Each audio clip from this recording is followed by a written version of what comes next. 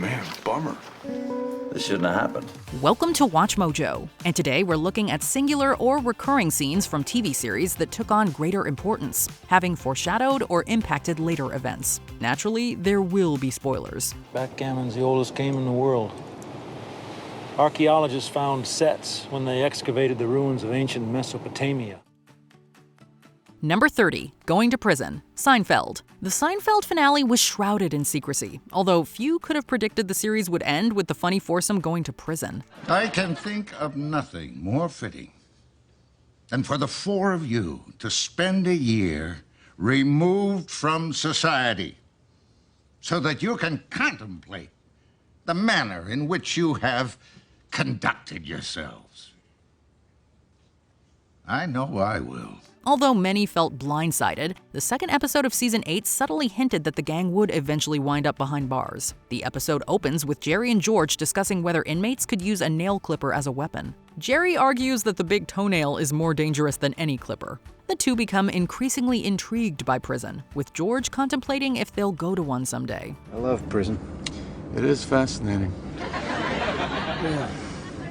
Maybe someday. It seems like a meaningless exchange, and at the time, it was probably written as such. If Seinfeld has taught us anything, though, it's that nothing can unexpectedly snowball into something. Number 29, Being Accountable, Ted Lasso. In Season 1, the arrogant Jamie attempts to smooth things over with his girlfriend Keely. Jamie clearly doesn't even know what he did to upset Keely, who tries to impart a lesson about accountability.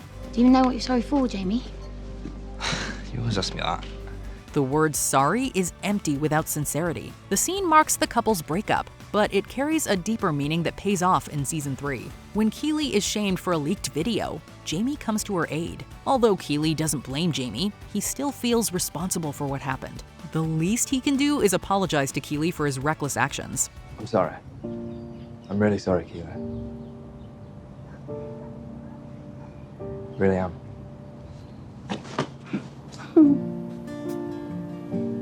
Thank you, Jamie.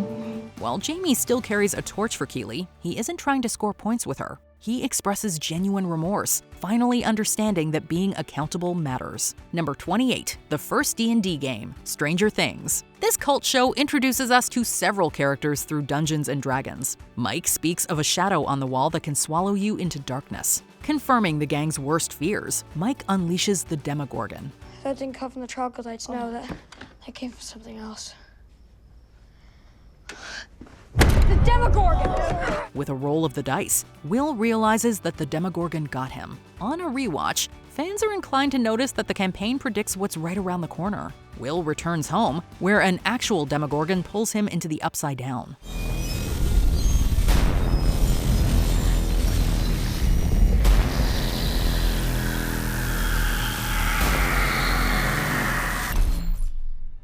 Despite being a dimension away, Will can still communicate through the walls of his house, echoing Mike's words. Considering that the Upside Down is later described as a dark reflection of their world, it's fitting that the boys' fantasy would parallel their future reality. Number 27, Jumping the Gun, Sherlock. In the first episode, Sergeant Sally Donovan predicts that one day they'll discover a body that Sherlock Holmes is responsible for. One day we'll be standing around a body and Sherlock Holmes will be the one that put it there. The episode culminates in Sherlock entering a game of wits with a murderous cabbie, who takes lives through the power of persuasion. After a conversation, the cabbie is confident Holmes will meet the same fate as his other victims. Holmes ultimately outwits the cabbie, walking away alive. While the cabbie dies, he was working for another mastermind, Moriarty. In the second series, Moriarty makes good on the cabbie's promise, backing Holmes into a corner. As long as I'm alive, you can save your friends. You've got a way out.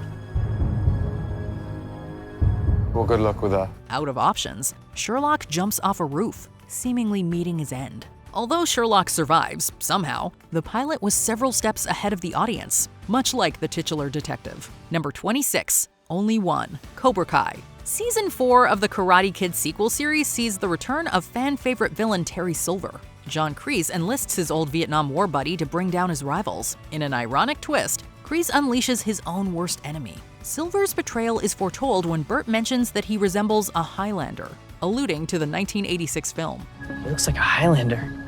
The Highlander. There can be only one. Nathaniel points out that it's the Highlander, as there can be only one. It seems like a throwaway, nerdy reference to 80s pop culture, which is common in Cobra Kai. Just as there can be only one Highlander, though, Silver finds that this dojo isn't big enough for two senseis. As their teaching methods begin to deviate, Silver frames Kreese, taking his place as the one. I'm sure I can dig up an old friend or two to help out with Cobra Kai while you deal with your legal problems. You're gonna regret this. I am Cobra Kai. Number 25, Michael Kicks a Dog, The Good Place. Season 1 of The Good Place plays differently on a rewatch, now knowing that the characters are truly in the bad place. I thought to myself, man, this is torture. And then it hit me. They're never gonna call a train to take us to the bad place. They can't, because we're already here. This is the bad place. As shocking as this twist was, there were signs this supposed paradise wasn't what it appeared to be.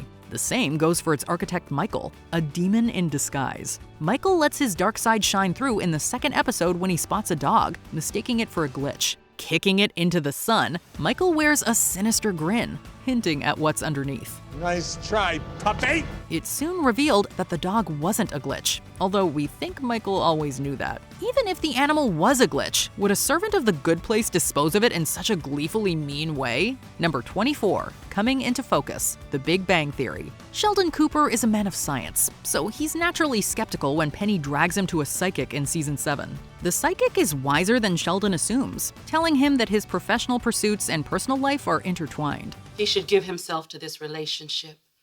Once he does, all his other pursuits will come into focus. Sheldon, do you hear that? I mean, Amy is the key to your happiness. Exactly.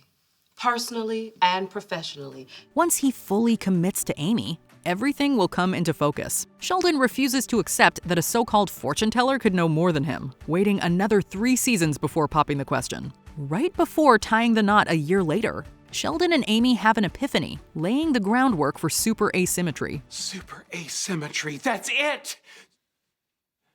Give me your lipstick. What? Just give it to me, you beautiful thing, we have work to do!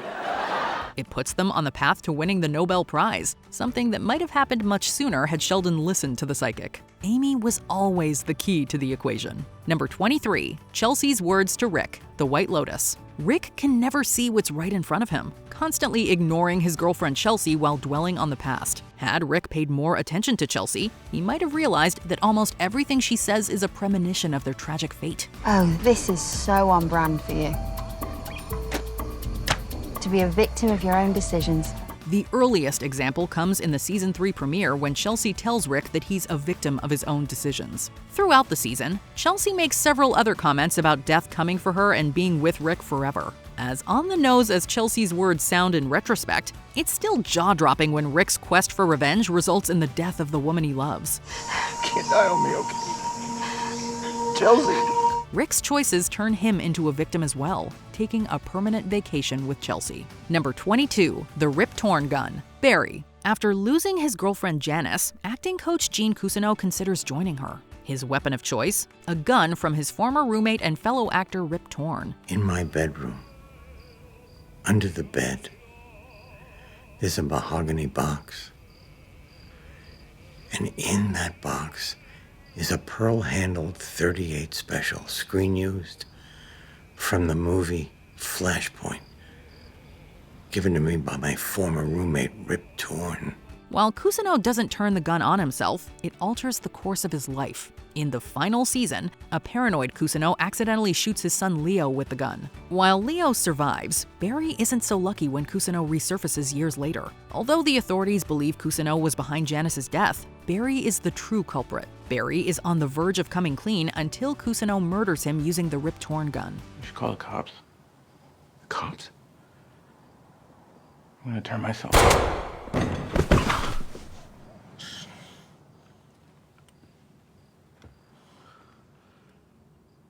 Oh, wow. While Cousineau gets his revenge, he's killed the only person who can clear his name.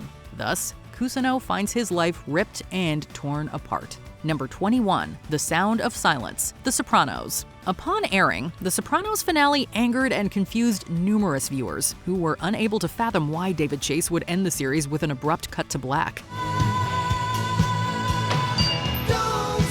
The answer may lie in an episode from earlier that season when Tony and Bobby contemplate what it's like when somebody gets whacked.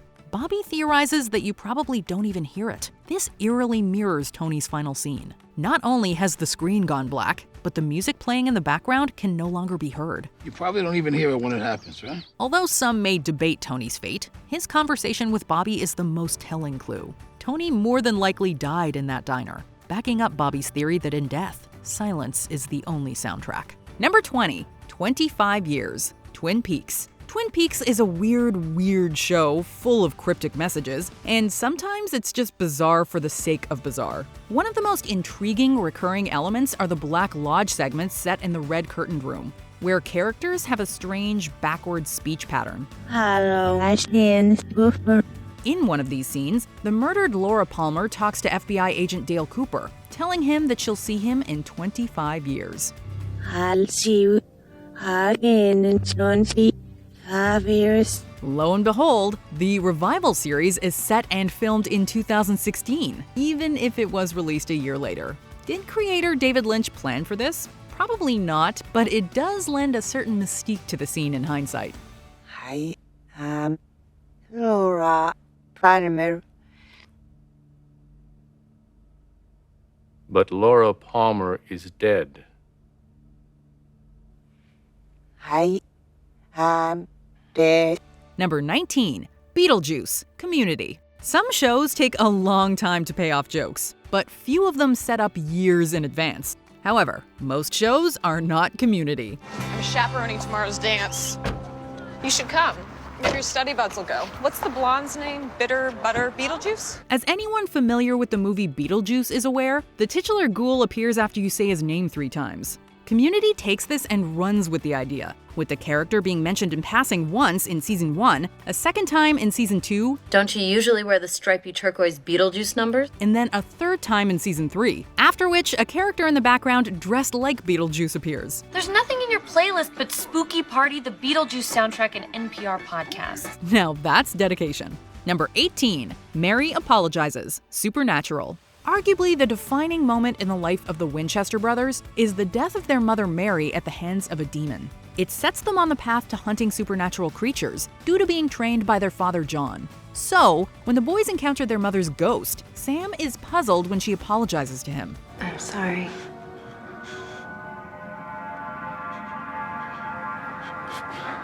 For what? Several seasons later, we learn that Mary is apologizing because she made a deal with the same demon that killed her and fed demon blood to Sam, permitting him to enter her house in exchange for John's life. Mary's apology is for her own role in the brothers' lives turning out the way they have. As long as I'm not interrupted, nobody gets hurt. Number 17, Kenneth's Immortality, 30 Rock. NBC page Kenneth is a little unsettling, despite his chipper demeanor. And we don't just mean his permanently toothy grin. Throughout the show, there's a running gag that Kenneth is somehow much older than he appears. And while this can range from subtle scenes such as his making reference to pop culture of the 1940s and 50s, and being affected by sounds only heard by people over 40, at other times things get a bit more blatant, such as his paranoia about his age and his apparent first words to his mother. He looked up at me and he said, "Mama, I am not a person. My body's just a flesh vessel." While this could just be a character quirk, it all pays off in the finale, where a scene in the distant future reveals Kenneth in charge of NBC and looking exactly the same. Number 16, Leslie Knope's Womb, Parks and Recreation. In Season 2 of Parks and Rec, Leslie Knope is set up on a blind date with an MRI tech, Chris, by her friend Anne. Their date isn't exactly romantic since he takes her to have an MRI after learning she's never had one. He also makes some awkward comments regarding her womb, claiming that she could have triplets the first time she gets pregnant. You got a great oven. Okay, time to go. You got ample room in there. Honestly, if you wanted to, you could go triplets right off the bat, Leslie. Although certainly a bit creepy, Chris's medical opinion proves accurate, since a few seasons later when Leslie becomes pregnant by her husband Ben, they do indeed have triplets. Triplets? Triplets. Number 15, Monica Wants Twins, Friends. Late in Friends' first season, Ross's ex-wife gives birth to their son. While waiting around for the birth, the gang, particularly Monica, has babies on the mind, with her lamenting the fact that she doesn't have one of her own, demanding why a passing mother gets to have two. Chandler then offers to get together and have one with her in a nice gesture that goes hilariously wrong. Dear God, this parachute is a knapsack! Not only does this scene foreshadow Chandler and Monica getting together years in advance, it also takes on added significance once the two of them adopt twins from a new mother in the final season. Oh, look at these little bunnies. I know. You ready to trade? Okay. Okay. Number 14, Lane Price's fate. Mad Men. I'm gonna need your resignation. Mad Men was still in its heyday during its 5th season, and this episode only helped raise the excitement. In the 12th episode, Lane Price hangs himself after being forced to resign for stealing money from the company. What's going on? I think something's terribly wrong in Mr. Price's office. I can't get the door open. However, if you paid close attention throughout the season, this act by Price would be no surprise to you. Look, I already have life insurance. It came with my junior partnership. And it's 6 times my annual salary. Examples include Pete discussing life insurance in the event of self-harm, Price himself ironically exclaiming, "I'll be here for the rest of my life," I'll be here the rest of my life. and even Don sketching a noose. Suffice it to say, the show's writers knew exactly where they were going with Price. Get something to calm down. Number 13, Witch in the credits, American Horror Story. Much of the plot of the 3rd season of this anthology horror series depicts Fiona Good, a witch, and her search/murder spree for the next supreme witch after herself, who will make herself known by displaying the 7 wonders or 7 magical abilities. However, the answer as to who will be the next supreme is actually teased in the opening credits. Fiona's daughter Cordelia is played by Sarah Paulson, whose name in the title sequence is displayed next to Mexican death saint Santa Muerte, also known as the Lady of the 7 Powers. Anyone familiar with the iconography certainly had a leg up over other viewers. In the absence of the council, as reigning supreme of this coven, I hereby decree for the murders of our sister witch Cicely Pembroke. Number 12, Bats in His Future, The Walking Dead. While Rick's explanation about rabbit snares foreshadowing Terminus was also considered, we elected to go with these deadly sports-related clues instead. Baseball, America's pastime, right? Well, not so much in an apocalyptic zombie wasteland. Some serious foreshadowing stepped up to the plate in Season 5 for Glenn, who, at various points in the season, was pictured picking up baseball bats and also nearly meeting his end via a bat beating. Hey! Your shot count? Well, that nearly vanished a couple of seasons later when Negan took a swing, and did not miss in one of TV's most shocking and brutal moments. So, back to it. Number 11, Fitz's convo with Ward, Agents of S.H.I.E.L.D. Agents of S.H.I.E.L.D. may not be as connected to the MCU as many would like, but it's still got plenty of great little connections within the show itself. One occurs when Grant Ward and Leopold Fitz are on a mission together in Season 1 and they're captured. Ward, while making plans to escape, inquires how long Fitz can hold his breath underwater. How long can you hold your breath underwater? Although Fitz has no idea at the time, he's forced to find out not long after at Ward's hands as he betrays the team, dropping Fitz and Simmons out of a plane to sink to the bottom of the ocean. In order to escape the underwater prison, Fitz enacts a daring scheme that forces him to hold his breath. No! Number 10, Skullys Howler, The X-Files. Tell me where Alice Brandt is.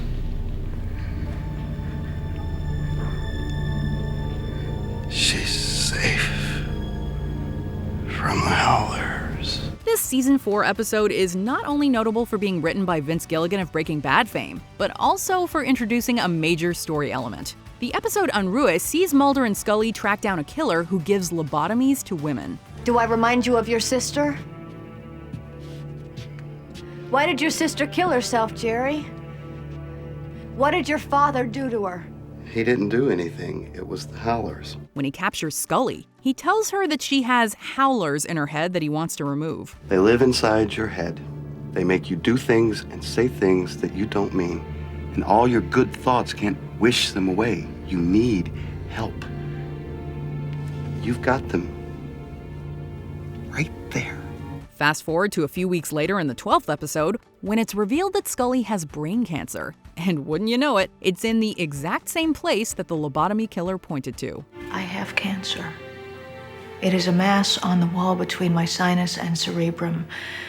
If it pushes into my brain, statistically, there is about 0 chance of survival. Number 9. Loose Seal, Arrested Development. Even for as bingeable a show as Arrested Development is, there are some things that escape viewers the first time through, which is what makes rewatching it so rewarding. One of the most notable is the frequency of early hints that Buster Bluth will lose a limb. And the hand chair! I had one in my room! I wonder where that went. It went right there. Well, I never thought I'd miss a hand so much. From the fact that a loose seal is responsible, his mother's name is Lucille, folks, to the numerous sly references to Buster losing a hand, we just have to give a hand to the creators of the show for being this on the ball with the build-up to this plot point. Lucille! Watch out for Lucille! I don't care about Lucille! Stay alive! And then a seal bites off his hand. Number 8. Expiration Date, Buffy the Vampire Slayer. Score. Buffy became a major contender for Fantasy Show of the Decade, thanks in no small part to its numerous uses of foreshadowing. There were plenty of foreshadowing moments throughout Buffy's run, from the early revelation of Willow's sexuality via her vampire doppelganger, to Faith predicting Dawn's existence during a dream sequence. It's horrible. That's me as a vampire? I'm so evil and skanky. And I think I'm kind of gay. But for this entry, we're focusing on Joyce's credit card, which has an expiration date of May 2001 as read out loud by Faith. 6447. Expiration 501. Fast forward one season when Buffy tragically dies by jumping into a portal. This episode's air date, May 22nd, 2001. Looks like the expiration date of the credit card was actually referring to the expiration of Buffy's life. And knowing Joss Whedon, there is no way this was just a coincidence. Dawn, listen to me. Listen. I love you. I will always love you. This is the work that I have to do. Number 7. River Song, Doctor Who. Doctor, please tell me you know who I am. Who are you? Time travel allows for plenty of callbacks and call forwards. Although the bad wolf mentions throughout the first series of the revival are quite good, when it comes to unexpected importance and foreshadowing, River Song is basically this concept distilled into a character. A mysterious woman the Doctor meets who seems to have knowledge of his personal future. River Song proves to have a lot of personal significance to the Time Lord in future seasons, being the daughter of some of his future companions, his wife, and his supposed murderer, though not in that order. Hello. But that means... I'm afraid it does. The fact that she name drops some of their future adventures together, as well as calls back or forward to things she or he has said, makes River's appearances great to revisit. Number 6. Watch Your Back, Babylon 5. Guard those boxes with your life. Don't let anything happen to them. Will do. This is Blue Alpha. Stand by. This space western is notable for being planned out in advance from the beginning. So, of course, the head writer, J. Michael Straczynski, would drop many hints and bits of foreshadowing throughout its run. One of the best examples has to be when Walker Smith tells Chief Warrant Officer Michael Garibaldi that he's going to learn to watch his back. One of these days, Garibaldi, you're going to learn to watch your back. Walker Smith. Well, you can guess what happens next. During the first season finale, Garibaldi is shot in the back in an attempt to keep an assassination plot a secret.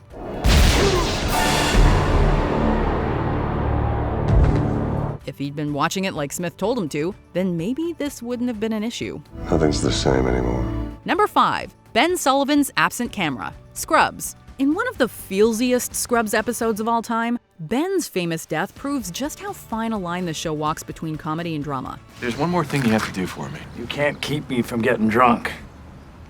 You have to forgive yourself for everything that went down the other day. While Ben is a little irritating, he means well. He also always has his camera, even proclaiming that his camera will be with him until he's no longer alive. You still doing the whole kooky guy who brings his camera everywhere thing? Till the day I die. Well, later in the episode, his camera is mysteriously absent, and no one seems to acknowledge Ben except for Cox. Where's your camera? Aren't you gonna take some pictures? Pictures of what? You know, crying babies covered in chocolate, people singing happy birthday to my son who've never even met him before, you know, the whole routine. Where do you think we are? It's not until the end of the episode that it's all painfully put together. With the help of those around you, You'll get through this too. Number 4, An Omen of Animals, Game of Thrones. Given that it's based on a book series as thick as bricks, Game of Thrones has plenty of little seeds and hints of future events to be found throughout. And while choosing the reveal about Hodor's name was tempting, one of its most easily overlooked happens in the very first episode. Ned Stark and his children come upon a direwolf mother and a stag which have killed each other, leaving 6 pups without a parent. Where will they go? Their mother's dead. Flash forward to the end of season 1, and Ned, head of House Stark, whose symbol is a direwolf, and Robert Baratheon, whose symbol is a stag, are both dead, with Ned's 6 children largely left to fend for themselves. Number 3, Thanksgiving flash forward, How I Met Your Mother. Marshall, something's happened. Your father, he had a heart attack. He didn't make it. Although the subtle countdown to Marvin's death seen in the same episode was worthy of consideration, we're taking a look at a different episode about the same topic. This is supposed to be a comedy! That's what everyone yelled at their screen as they discreetly wiped away their tears after hearing of Marvin's death via heart attack. My dad said? However, an innocent throwaway joke predicted the event 2 seasons earlier. As Marshall cuts the Thanksgiving turkey in a flash forward, his father Marvin is mysteriously absent from the family table. While this is obviously not a 100% accurate scenario since, lightsabers, it's still a haunting depiction of their family life in the near future, when Marvin Sr. is no longer with them. Honey, please be careful. Number 2, Light versus Dark, Lost. What is it, like checkers? No, really, it's a better game than checkers. Lost is chock full of foreshadowing, lore, and complexities. But that's what fans love so much about it. In its first season, as John Locke and Walt Lloyd play backgammon, Locke explains the game using the concept of light versus dark. 2 players, 2 sides. One is light, one is dark. To all those English majors out there, it's obvious that the scene is not just filler about backgammon, as it explains the moral complexities of the characters and reveals the rivalry between Jacob, white, and the man in black, dark. Do you have any idea how badly I want to kill you? Yes. And as it turns out, the island is just one big game of backgammon. Before we continue, be sure to subscribe to our channel and ring the bell to get notified about our latest videos. You have the option to be notified for occasional videos or all of them. If you're on your phone, make sure you go into your settings and switch on notifications. Number 1, The Teddy Bear, Breaking Bad. Breaking Bad is a masterpiece on all fronts, and that includes plenty of hints at future events. As tempting as it was to pick certain moments like Walt spinning a gun actually being the moment he decides to poison a child, we went with an even more arresting image. Throughout season 2, black and white cold opens in some episodes feature a burned pink teddy bear in Walt's pool. Although these scenes also herald the season's finale involving a plane crash, the bear itself, with its half-burned visage, has drawn comparisons to Gus Fring, whose dramatic death several seasons later also saw him with a half-burned face. If it were any other show, we'd chalk it up to coincidence, but come on, it's Breaking Bad. Of course it's intentional.